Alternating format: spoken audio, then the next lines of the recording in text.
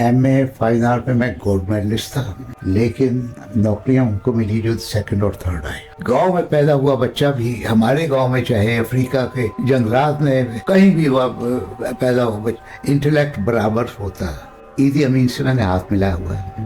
तुर्की का एक्सपीरियंस भी बहुत अच्छा रहा। हमने लाहौर कंजर्वेशन सोसाइटी बनाई थी, उसमें बड़ी कोशिश करके कुछ हमने बिजलियाँ बचा ली थी, और उसमें सर फहरिस्त है टोरंटो मार्केट। एक अखबार होता था पाकिस्तान टाइम्स, उसमें एक कार्टून मेरे वाले साहब छाप बनाते थे, छपता था नन्ना। नन्ना का ये है कि ये नन्ना जब पैदा हुआ तो उसके मुंह में थर्मामीटर था, तो डॉक्टरों ने कहा इसको इलेक्शन फीवर है। तो फैज साहब चीफ एडिटर थे, उन्होंने ये नन्ना पीछे कर दिया, फ्रंट में नहीं। उन्होंने कहा it goes too hot for the front page. दमिश्क भी देखा, कैंटरबरी, लंदन, उधर बुल्गारिया भी देखा, कुआलालंपुर देखा। मैं इस नतीजे पे पहुंचा कि लाहौर है।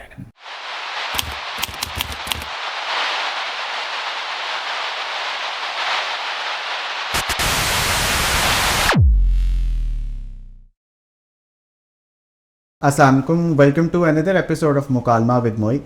आज आई एम वेरी ऑनर्ड कि मेरे साथ डॉक्टर एजाज इमर साहब मौजूद हैं। किसी तारुफ के मुहताज नहीं। उनका एकेडमिक बैकग्राउंड और थोड़ा सा मैं बताता चलूँ। 1946 में लुधियाना में पैदा हुए और इन्होंने एमए फ़ाइन आर्ट्स किया पंजाब यूनिवर्सिटी लाहौर से, और इनकी पीएचडी है मुस्लिम आर्किटेक्चर टर्की से। बाकी इन्हीं से जानते हैं। कैसे हैं डॉक्टर साहब? ठीक ठाक हैं आप? बहुत शुक्रिया, आपने टाइम निकाला हम हाउस ऑफ करना। मेहरबानी। ये एजाज टू वे होता है, वन वे नहीं होता। एमए फाइन आर्ट में मैं गोल्ड मेडलिस्ट था, लेकिन नौकरियां उनको मिली जो सेकंड और थर्ड आए। अच्छा। मुझे नौकरी मिली 3 साल बाद, क्योंकि मेरा एक सब्जेक्ट जो है Islamic history of Islamic architecture, उसमें मैं करने पीएचडी करने तुर्की चला गया। ये अजीब बात है कि बाहर स्कॉलरशिप्स जो अमेरिका और यूरोप वगैरह के होते हैं, वो लोग अपने भतीजों भांजों को भेज देते हैं। तुर्की के लिए किसने भेजना, तो मुझे मिल गया। लेकिन वहाँ जाके पता चला इस्तांबुल, तुर्की और ख़ास तौर पे इस्तांबुल इस्लामिक कंट्रीज़ का कैपिटल बड़े लंबे अरसे रहा, ऑटोमन्स के तहत। ऐसे।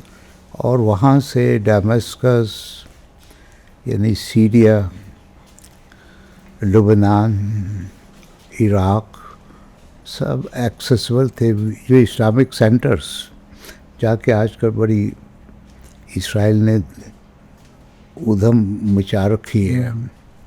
मैंने सारे ये इलाके देखे थे, और तुर्की ज़ुबान सीखनी पड़ी मुझे कि उनके यहाँ पहली जमात से लेकर हाईएस्ट तक तुर्की में ही पढ़ाया गया था। मेडिसिन भी, फिज़िक्स भी, हर किस्म का सब्जेक्ट उन्होंने अपनी ज़ुबान को इतनी तरक्की दी है।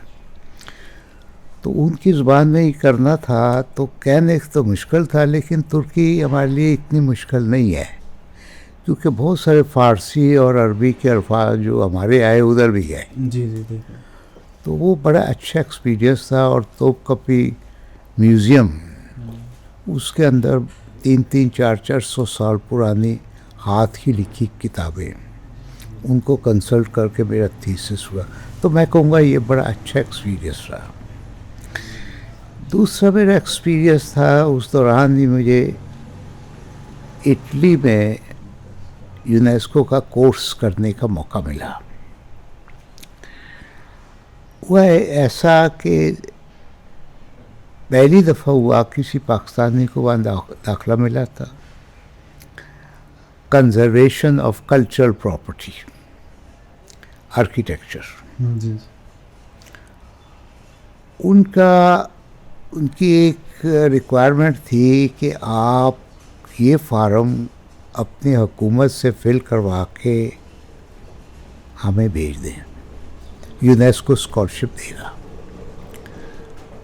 तो हमारी मिनिस्ट्री ऑफ इकोनॉमिक अफेयर्स जो है वो क्लियर्स देती है, उसमें देखा जाता है कि इसमें मज़ीद पढ़ाई से मुल्क को इकोनॉमिकली फ़ायदा होगा कि नहीं।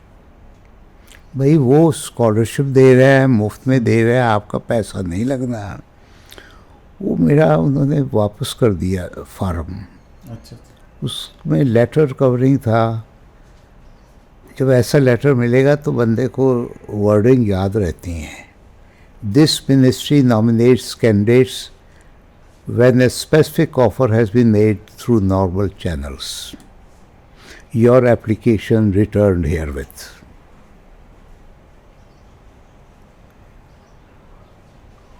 वो हैरान रह गए, हम दे रहे हैं ये एक पेपर है। उस कोर्स पर उस वजीफे के लिए एक इंडियन 1 महीना लेट आया, कृष्णा मूर्ति। अच्छा अच्छा। वो मेरे मुकाबले में कुछ भी नहीं था, और इंडिया ने वो स्कॉलरशिप ज़ाया नहीं होने दिया। वो स्कॉलरशिप था साउथ एशिया के लिए, पाकिस्तान स्पेसिफिक नहीं था, साउथ एशिया के लिए। यानी उन्होंने ज़ाया नहीं होने दिया। उस पर फिर सेंटर वाले ने, यूनेस्को ने अपनी तरफ से मुझे स्कॉलरशिप दे दिया, और मुझे 1 साल वहाँ रहना मिल गया। मुझे थोड़ी सी उनकी ज़ुबान भी आ गई। और इस दौरान वहाँ अंदर आप देखेंगे बहुत सारी पेंटिंगें मैंने रोम में जी जी। और उधर के कुछ और शहरों पे भी पेंटिंगें की। मैं रोज़ पेंटिंगें करता तो आ रहा। जब टर्म ख़त्म हुई तो वहाँ नुमाइश भी कर दी। इसी तरह इस्तांबुल ज़्यादा रहा। अंकारा और इस्तांबुल में मैंने 2-2 नुमाइशें, यानी 4 नुमाइशें वहाँ भी की। और जब मैं पार्क पास करके आ गया,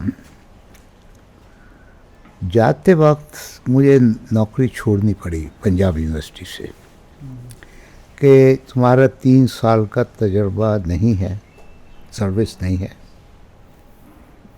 तो सब ने कहा कि सीनियरिटी ख़त्म हो जाती है। एक सीनियरिटी का दुमछल्ला कुछ ऐसा है सरकारी नौकरी में, सब ने मना किया न जा। मेरे उस्ताद वलीउल्लाह खान मरहूम होते थे, बहुत कहने लगे, you are young, you can bear hardships of a foreign country, go, if you are properly qualified, job will run after you instead of you running after it. और वही हुआ जब मैं पीएचडी करके आया। मैं एक दिन भी बेरोज़गार नहीं रहा। पहले तो जब आया तो युगांडा से एक डेलीगेशन आया था, वो सीनियर लेक्चरर मुझे भर्ती करके कंपाला की मैकरेरी यूनिवर्सिटी में ले गया। अफ्रीका का एक्सपीरियंस भी बड़ा अच्छा रहा। अच्छा अच्छा। ये नहीं है कोई अमेरिका में बच्चा पैदा हुआ इंटेलिजेंट है। एक गांव में पैदा हुआ बच्चा भी हमारे गांव में, चाहे अफ्रीका के जंगलात में कहीं भी हुआ पैदा हो, बच्चा इंटेलेक्ट बराबर होता है। ऐसे किसी को मौका मिलता है तालीम का या इंटेलेक्ट बढ़ाने का, वो आगे निकल जाता है, पॉलिश कर लेता है अपने स्किल, पॉलिश कर लेता है। जिसको नहीं मौका मिलता वो रह जाता है। उसमें और चीज़ें भी आ जाती हैं, इसके साथ पैसे का भी बहुत ज़्यादा अमल दखल नहीं।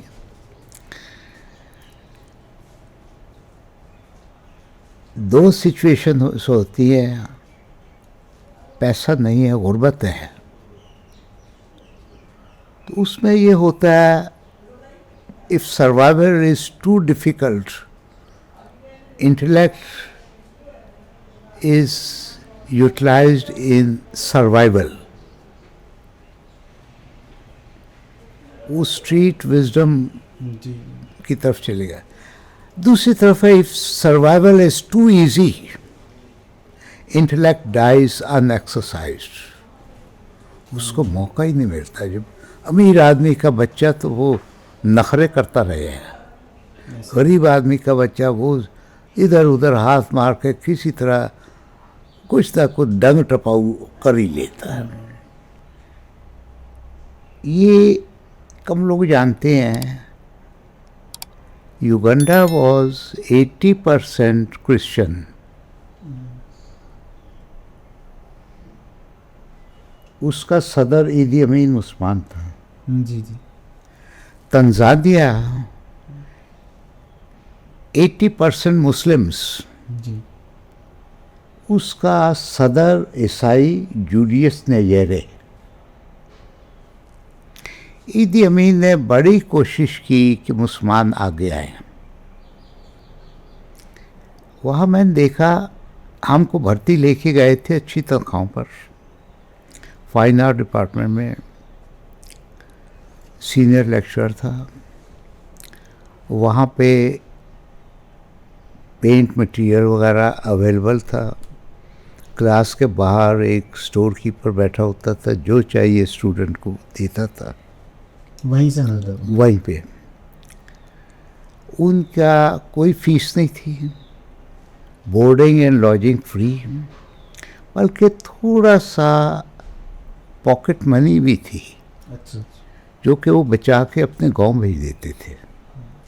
एजुकेशन सिस्टम ऐसा था कि वो पढ़ाने के लिए? उनका था कि जो यूनिवर्सिटी दाखिल हो गया वो अब हुकूमत की जिम्मेदारी है, जी। माँ बाप पे बोझ नहीं है। और जब वो पास आउट होते थे तो पब्लिक सर्विस कमीशन का कैंप लग जाता था, वहाँ उनको नौकरियाँ दे देते थे। जिनको नौकरी नहीं मिली उनको ता वक्ते की नौकरी मिल जाए, उनको अलाउंस मिलता था, बेरोजगारी अलाउंस।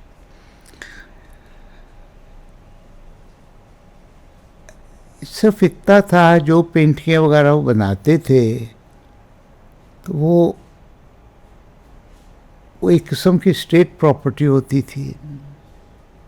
उनमें से चंद पीस जो अच्छे होते थे वो हेड डिपार्टमेंट जो है सिलेक्ट कर लेता था।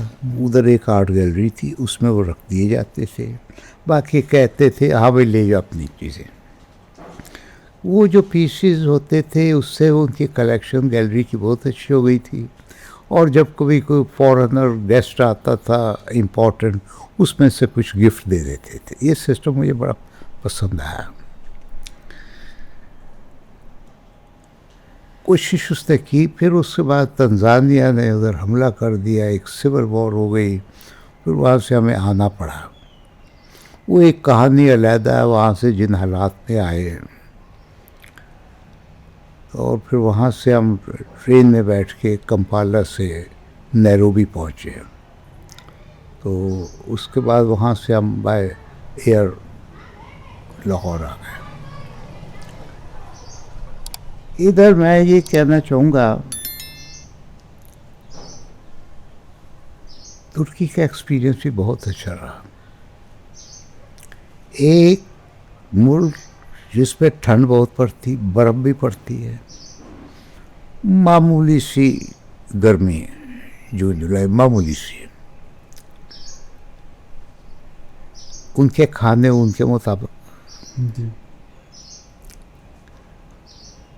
लेकिन वो भी बड़ा अच्छा मुल्क। उस जैसा फल दुनिया में कहीं नहीं। अच्छा। शफ्ताली जिसको कहते हैं आड़ू, उस जैसा दुनिया में कहीं नहीं।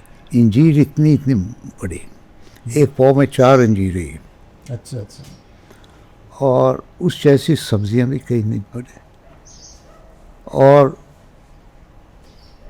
देखा जाए तो उन्होंने अपने मुल्क की बड़ी कदर की। बहुत बड़ा मुल्क था, खिलाफत उस्मानिया छोटा सा रह गया।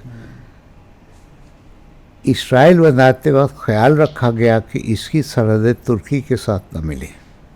अच्छा। क्योंकि वो जंगजू कौम है तुर्क, उसका ख्याल रखा गया। अब हम इधर आते हैं, जब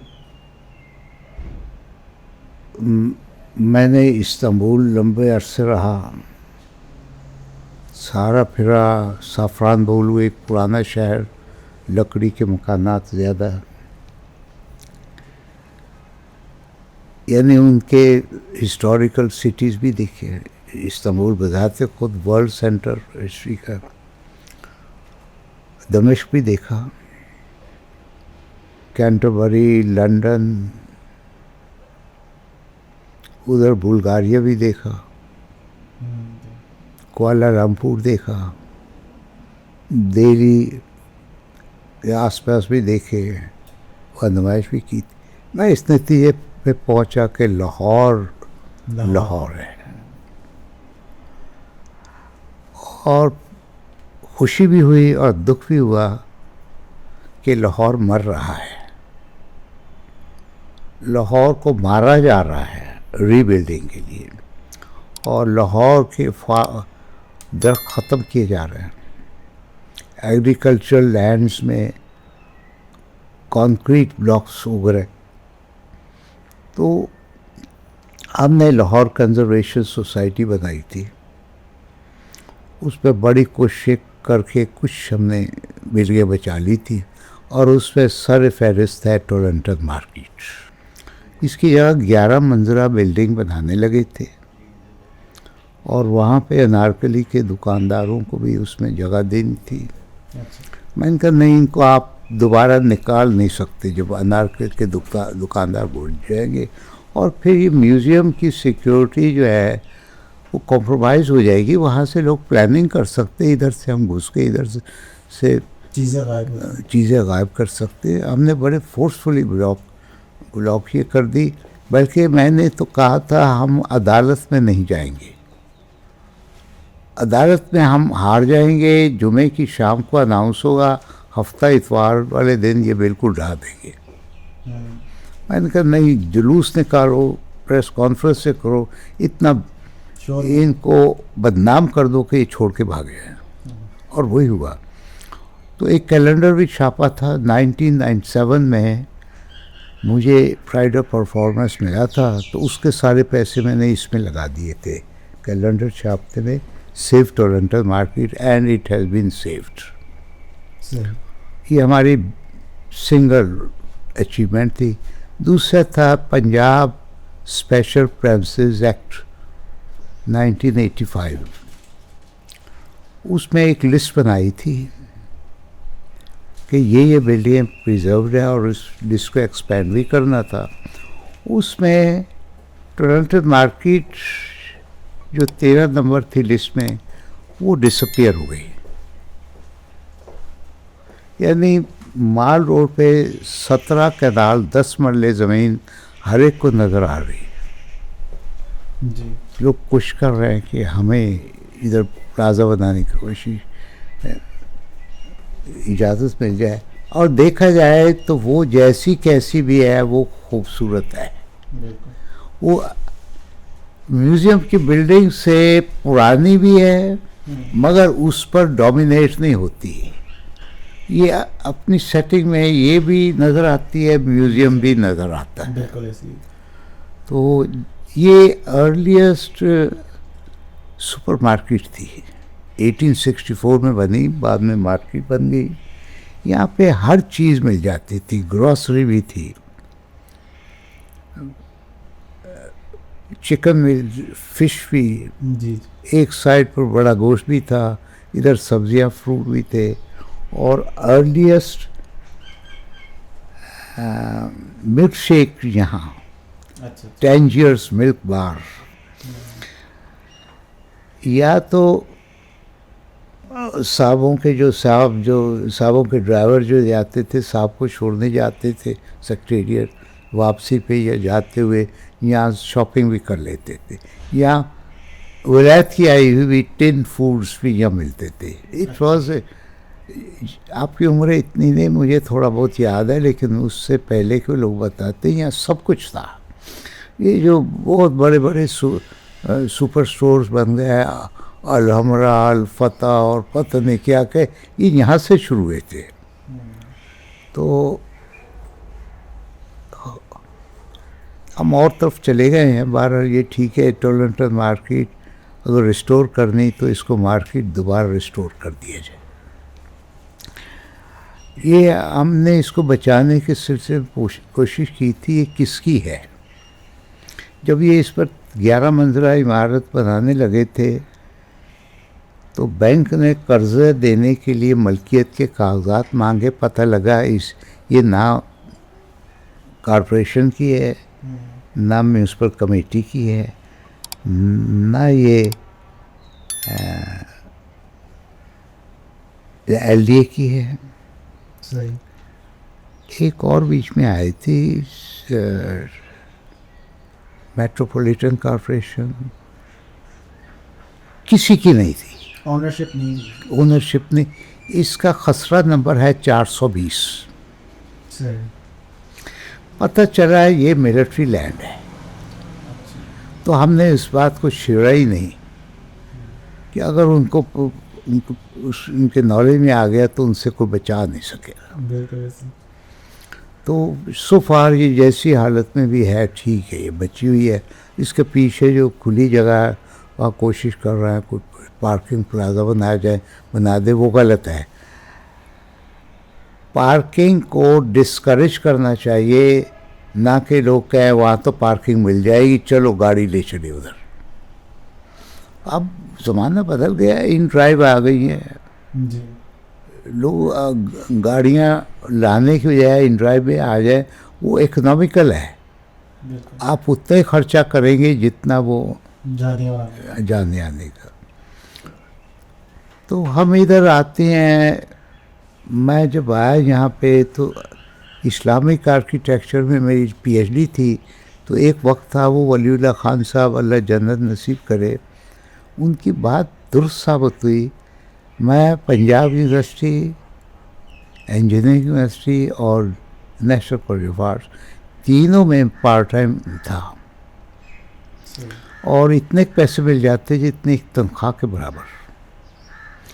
मेरी अपॉइंटमेंट तो हो गई थी, लेकिन अपॉइंटमेंट लेटर मुझे 8 महीने बाद में मिला था। पता नहीं क्या ब्यूरोक्रेटिक बातें होती थी, मैं उन डिटेल करख्त या कड़वी चीज़ों की डिटेल में जाना नहीं चाहता।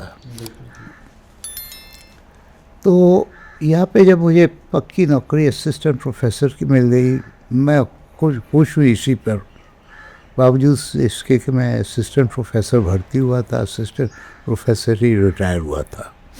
मैं कहता हूँ कोई नहीं, मुझे तनख्वाह तो मिल गई थी रेगुलर, और मुझे पेंशन भी मिल गई। मुझे कॉन्ट्रैक्ट की ऑफ़र हुई थी, मैं इसके खिलाफ हूँ। बाबा रिटायर हो गए, जाए, नए जनरेशन को प्रमोट होने दिया जाए। वो 3 बंदे की प्रमोशनें रुक जाती हैं और वो कॉन्ट्रैक्ट पे बैठा रहता है, गलत है। शो मारने वाली बात नहीं है। I try to give best, my best, now let them give their best, उनको मौका मिले। तो मुझे थोड़ा सा था कि मेरे साथ 3-4 बंदे बड़े सालों से काम कर रहे थे, इनका क्या बंद। जब मैंने छोड़ा उसके बाद मैंने काम बहुत किया, वो बंदों की पेमेंट्स मैंने बेहतर की। अच्छा। और ये जगह भी इस तरफ आते हैं, हाउस ऑफ नन्नस, ये बाद में मैंने जो काम किया उस पेंट के बेच के, लाहौर मेरा अपना स्पेशल सब्जेक्ट हो गया। तो ये जगह लिए ओवरफोर्ड कैनाल से ये मेरे वालिद साहब की याद में है। एक अखबार होता था पाकिस्तान टाइम्स जी, उसमें एक कार्टून मेरे वालिद साहब बनाते थे, छपता था नन्ना। नन्ना का ये है कि किससे पूछा आपने ये नन्ना क्यों नाम कैरेक्टर रखा, तो उन्होंने कहा अमीर आदमी का बच्चा पैदा होता है तो उसके मुंह में सिल्वर स्पून होता है। ये नन्ना जब पैदा हुआ तो उसके मुंह में थर्मामीटर। तो डॉक्टरों ने कहा इसको इलेक्शन फीवर है। सही। तो उन्होंने कहा इलेक्शन कभी होने ही नहीं दिए गए, पाकिस्तान अगर होते रहते तो हमारी वो हालत ना होती जो आज है। बिल्कुल। नए सियासतदानों की ट्रेनिंग होती रहती, पुराने जो है रिटायर होते रहते हैं। दूसरी तो उन्होंने कहा नन्ना इसलिए नाम रखा कि नन्ना झूठ नहीं बोलता है, ज़माना उसको झूठ बोलने सिखाता है। नन्ना एक जगह अपने छोटे भाई इसको कह रहा है, अपने से छोटे भाई को नन्ना कह रहा है देखो ये बड़ी बेईमान दुनिया है, अगर इसमें तुमने सरवाइव करना है, बचना है, तो तुम्हें इन लोगों से ज़्यादा बेईमान होना पड़ेगा, अच्छा, वरना खैरियत नहीं है। तो ये चीज़ें पॉइंट आउट करते करते एक सोशल सर्विस थी। पुराने ज़माने के लोग बताते हैं कि जब अखबार पाकिस्तान टाइम्स आता था, पहले वो देखते थे छोटे साइज़ के कार्टून में आज नन्ना क्या कह रहा है। अच्छा, तो फैज साहब चीफ एडिटर थे, उन्होंने ये नन्ना पीछे कर दिया, फ्रंट में नहीं। उन्होंने कहा it goes too hot for the front page, लोग हेडलाइन ने नहीं देखते, इसको देखते हैं, उन्होंने पीछे कर दिया। तो लोग कहते हैं कि उससे ये हुआ, लोग हेडलाइन देखे बगैर पीछे पहले देखते थे, पहले नन्ना को देखते थे। उसमें उस समाज में असर हो जाता था। छोटी छोटी बातों पे शिकायत जो थी ना वो भी हो जाती थी। एक कार्टून में वो कहते हैं, नन्ना कहता है आंखों के डॉक्टर के पास बैठा हुआ है, वो कह रहा है मुझे हार्ड रोड के ट्रैफिक लाइट नज़र नहीं आती है। तो दोपहर को फ़ोन आ गया अखबार के दफ्तर में, अनवर साहब नाराज़ ना हुआ सी लाइट ठीक कराती है। सही सही, क्या आवाज़ उठ रही है, असर होता था। बिल्कुल। तो वक्त के साथ साथ वो बड़ा कुछ होता रहा, सियासत भी आती रही। जब अयूब खान ने पाकिस्तान टाइम्स पर कब्ज़ा कर लिया, 58 में अयूब खान आया और कुछ महीने बाद उसने पाकिस्तान टाइम्स पर मज़हर अली ख़ान को की जगह, मज़हर अली ख़ान ने रिज़ाइन दे दिया। उसने कहा नहीं मैं नहीं काम कर सकता, सरकारी अब। जी।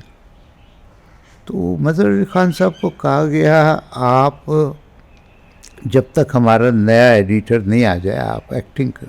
कहने नहीं, कल के अखबार में ये नहीं लिखा होना चाहिए एडिटर इसका मज़हर अली ख़ान है, छोड़ दिए। वाले साहब कहने लगे मैं तो नौकरी नहीं छोड़ सकता था, मैंने ये कह दिया मैं पॉलिटिकल कार्टून नहीं बनाऊंगा।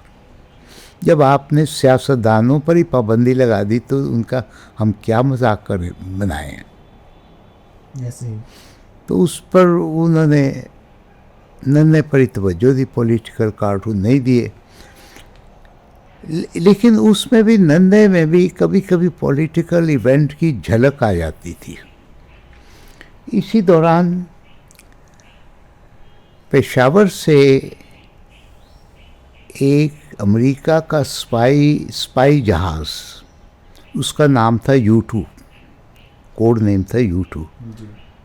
अमेरिका का जासूसी का तैयार पेशावर से उड़ के मॉस्को पे पहुंचा तो रूसियों ने उसको मार गिराया। सही।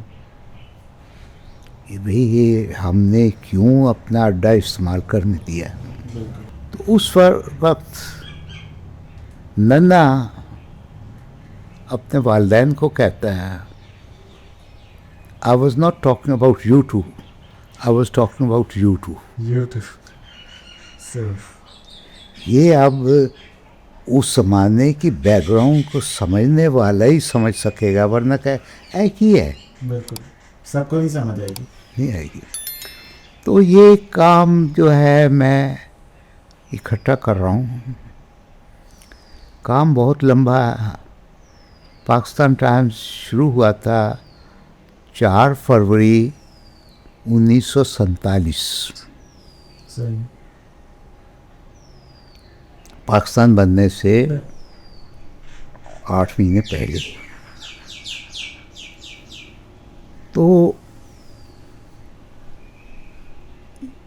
ये अखबार जो है इसके आने से पहले लाहौर में 2 अखबार थे, सिविल मिलिट्री वो सरकारी था और एक था ट्रिब्यून जी वो हिंदुओं का था। ये 2 अखबार सरकारी थे, अंग्रेज़ी थे।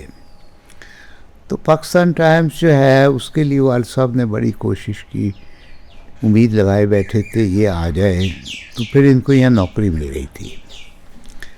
वाल साहब पहले थे चावल क्लर्क अच्छा राशनिंग में। ये ज़माना था, वॉर हो रही थी, सेकेंड वर्ल्ड वॉर। इसमें बेरोज़गारी बहुत थी। गवर्नमेंट जो है वो सब कुछ रोके बैठी थी, सब वॉर एफर्ट में जाता था। तो उसमें ये हुआ कि चावल क्लर्क थे, तो कहने लगे मुझे अजीब अजीब दरख्वास्तें आती थी। एक दरख्वास्त आई हिंदू की, मुझे जानवरों को, चिड़ियों वगैरह को डालने के लिए 5 सेर चावल फी हफ्ता का परमिट दिया जाए। अच्छा क्योंकि मेरी उसके साथ हमदर्दियाँ तो बड़ी थी, मगर मैं अंडर द रूल्स उसको चिड़ियों के लिए नहीं दे सकता था, कुलों के लिए दे सकता था। जी ब्याह शादी के लिए, चिड़ियों को डालने के लिए मैं हमदर्दी है उसके साथ। जी जी तो वो जब अखबार शुरू होने लगा तो मियाँ इफ्तिखारुद्दीन इसके मालिक थे। उन्होंने कहा था तुम्हें वही तनख्वाह देंगे जो राशनिंग के दफ्तर में मिलती है। तो वाल साहब लिखते हैं, मेरी तनख्वाह 248 रुपये थी, मैंने 250 बता के 2 रुपये का झूठ बोला। मगर वो कहते हैं अगर मुझे कम पर भी रखते मैं तब भी खुश हो जाता, मान जाता, क्योंकि ये मेरा ड्रीम जॉब था। उन्होंने कहीं से सीखा नहीं था, ये सेल्फ टॉट थे। अच्छा कुछ नंबर थे वैसे, लो फर्स्ट डिवीजन थी। तो उन्होंने, वाल साहब ने पूछा क्या सब्जेक्ट, मैंने फाइन आर्ट लेना है। उनका सोच लो, इस पे रोटी कमाना बड़ा मुश्किल होता है। तो उन्होंने कहा ये होल टाइम लर्निंग है, ऐसे होल टाइम। बस ये मैं इतना ही कहूँगा कि उन्होंने मुझे वार्न करके अपने आप को बड़ी उज़्मा कर दिया, रोका नहीं होना या कोई दबाव या रोका नहीं। और मैंने भी बड़ी मेहनत की। उस्ताद का अच्छा होना भी बड़ी नेमत होती है। असलम मिन्हाज साहब हमारे टीचर थे। लड़कों के कॉलेज में सिर्फ गवर्नमेंट कॉलेज में फाइन आर्ट है, जी जी ये लड़कियों का सब्जेक्ट समझा गया है। ऐसे तो असलम मिन्हाज साहब कॉलिन डेविड से ज़्यादा अच्छे आर्टिस्ट थे, मगर उनको मशहूर होने का शौक़ नहीं था। उनको, असलम मिन्हाज को गवर्नमेंट कॉलेज में लेक्चर रख लिया डॉक्टर नज़ीर अहमद ने, मिसेस अहमद की रिकमेंडेशन पे।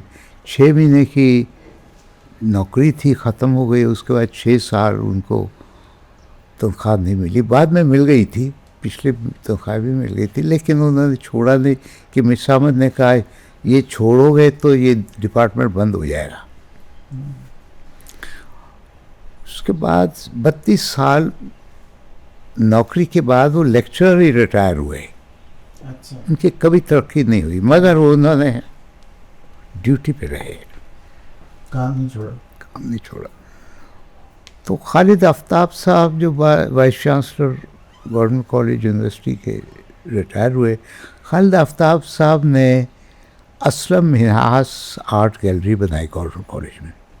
ये बहुत बड़ा एजाज़ था, जी उनके नाम पर आर्ट गैलरी। बिल्कुल तो इधर आते हैं, मैं जब बाहर से वापस आ गया पीएचडी करके, युगांडा से भी आ गया, यहाँ नौकरियाँ भी मिल गई, तो मैं गली गली फिरता था, पेंटिंग करता था, स्पॉट पर पेंटिंग करता था। फ़र्क ये है इम्प्रेशनिज़्म जी। इम्प्रेशनिज्म ने लैंडस्केप पेंटिंग को ख़ास तौर पे आउटडोर कर दिया। पुराने ज़माने में पेंटिंग जो है वो गिरजियों की दीवारों पर थी या मिनिएचर इलस्ट्रेशन की शक्ल में किताबों में थी। ऑन द स्पॉट बाहर निकल के लोग काम करने का रिवाज नहीं था। तो ये इम्प्रेशनिज्म में ये हुआ था कि मैं भी अपना ईज़र लकड़ी का उसके साथ वो बंदूक की तरह लटकाया हुआ जगह जगह जाता था, चौकों में। अच्छा, on side paint on Europe में भी यही, रोम में, इस्तांबुल में और शहरों में भी ऑन द स्पॉट लोग रिस्पेक्ट देते थे। अब ये मौजू से इधर उधर निकल जाते हैं। उस हद तक तो ठीक है कि बंदा नेचर को स्टडी करके लाइट एंड कलर्स को अंडरस्टैंड करता है, लेकिन जो इम्प्रेशनिज्म ने रवाज डाला था कि जो कुछ देख रहा है वही पेंट करो, मैं उसको इतना क्रिएटिव नहीं समझता। कुछ कंपोज खुद भी करना चाहिए। मैंने कॉलिन डेविड से कहा था कि each side that you look there is a picture, there is a painting. तो कॉलिन डेविड साहब आहिस्ते से कहने लगे, but sometimes it is not compose nicely, you have to compose it nice yourself. तो लोगों ने बहुत बाद में कुछ मानना शुरू किया। मैंने तो शुरू से शुरू कर दिया था। पहली तो बात ये, मैंने बाइसिकल चलानी सीख ली जब मैं 6-7 साल का था। दो आने घंटे पे मिलती थी। मैं पूरी गलियां वगैरह में आशना था। तो अब पोजीशन ये है कि लोग नहीं मानते, मैं ऐलान कहता हूँ। फिर वक्त वो आया कि मैंने कहा, एक तो पेंटिंग के साइज़ बड़े हो गए। वो तो इम्पीरियल साइज़ 22-28 का पेपर होता था। अब मेरी सबसे बड़ी पेंटिंग तो 50 इंच 75 इंच है। ये घर पे है। मैं फ़ोटोग्राफ इस्तेमाल करता हूँ, स्केचेस इस्तेमाल करता हूँ, उस जगह को विज़िट करता हूँ, मुख्तलिफ मौसमों में कंपोज करता हूँ, एक मास्टर ड्राइंग बनाता हूँ, फ़ोटोग्राफ को एज रेफरेंस इस्तेमाल करता हूँ कॉपी के लिए नहीं। उसके बाद फिर एक और पेंटिंग कॉम्पोजिशन आती सामने, जिसका जो कि ओरिजिनल से ज़रा फ़र्क ही समझ लो। तो मेरी कोशिश है इसको किसी तरह हाउस ऑफ नन्नास को म्यूज़ियम के तौर पे इस्तेमाल करें। ये 4 कनाल से ज़्यादा है। ये मैं अपने वालिद साहब की याद में बना रहा हूँ। 27 नवंबर उनकी बरसी का दिन होता है। मुझे पुरानी गाड़ियों का शौक़ भी है। उस दिन पुरानी गाड़ियाँ भी आती हैं और काफ़ी मेला होता है यहाँ पे, बहुत लोग आते हैं। तो मैं चाहता हूँ ये अगर गवर्नमेंट इसको ले, हम मुफ्त देने को तैयार हैं, इसको जारी रखने की शर्त के साथ। ये मेरी अपील है कि जो हमने काम शुरू किया है ये ख़त्म ना हो जाए, लोग बेच के खा ना जाए, वरना यहाँ तो इसकी कीमतें बहुत ज़्यादा चढ़ गई हैं। बिल्कुल सर, इसी को एंड करते हुए पॉडकास्ट को, आप हाउस ऑफ नन्ना का भी आपने रेफरेंस किया, और क्या हाउस ऑफ नन्ना में एक्टिविटी है, या आप जो यंग पेंटर्स हैं या यंग कंजर्वेशनिस्ट होते हैं, आप हमारे आर्किटेक्चर के बारे से पूरे को रैप अप करते हुए आप उन्हें क्या मैसेज देना चाहेंगे? एक तो ये है कि कानून से ज़्यादा स्ट्रॉन्ग होता है शऊर। कानूनी तौर पे बचाने की बजाय लोगों में शऊर दिया गया है कि शहर हमारा वाकई खूबसूरत है, इसको रहना चाहिए। फिर शहर की क्या क्या चीज़ें होती, शहर मलबे का या ईंटों पत्थरों सीमेंटों का ब्लॉकों का नहीं होता। इसमें लोग हैं, इसमें जानवर भी हैं, इसमें दरख्त हैं, पौधे हैं, ग्रीनरी है, ये सबको मिलकर एक शहर बनता है। तो शहर एक मजमुआ है, एक सिविलाइजेशन है। उसके लिए हमने इसको कोशिश करनी है कि उसको कायम रखें। इसी तरह बसंत के भी आपकी पेंटिंग्स का मौजू रही है। अब बसंत जो है वो ये है कि आमतौर पे लाहौर में स्काई बड़ा ग्रे सा जी होता है, मोनोटोनस सा। उसमें फिर दो चार गुड्डियाँ जो हैं वो उसमें कर दी जाती। उस ज़मीन पर जो और रंग हैं, मसलन लोगों के कपड़ों के रंग हैं या कोई और रंग है, वो आसमान में रिपीट होके वो आसमान की मोनोटनी तोड़ते हैं और उधर भी कुछ देखने को जी चाहता है। बिल्कुल। तो नहीं, बहुत शुक्रिया सर, आपने टाइम दिया। मेरी ऑनर है हम honour is two way. Ji.